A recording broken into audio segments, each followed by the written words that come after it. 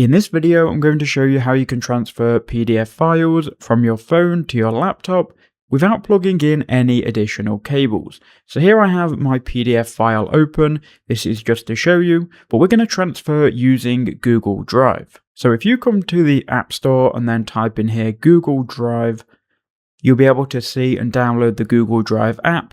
As you can see here, Google Drive Online Backup. You may already have this downloaded and you may use it often, which is why I'm recommending it, because you probably already have a Google account if you're watching this video. So click open on your Google Drive app. Once you're in Google Drive, you need to click on the plus icon in the bottom right hand corner once you've logged in. You can then click upload file, then click on browse.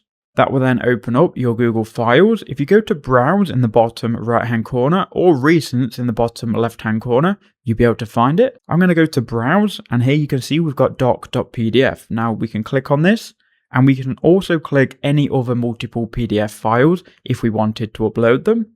We can then go ahead and click Open in the top right hand corner. Then confirm and upload these to Drive. And there you go. Once they're complete, we'll open and download them on our computer.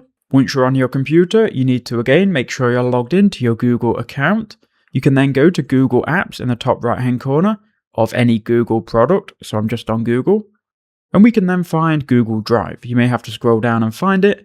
I use mine quite often, so here it is, Drive. Now once you've clicked into Drive, you can then go to Recent, and you'll then see the files that you've just uploaded. So for me, it is those two. You can click on any of the files that you want to download, or highlight them. Then you can go ahead and click on this download button. Then you'll see that the download has started. Then the files will be in your downloads. If you're on Chrome, you can go ahead and show in a folder, or if not, you can just go to the File Explorer, then go to Downloads, and here are your files.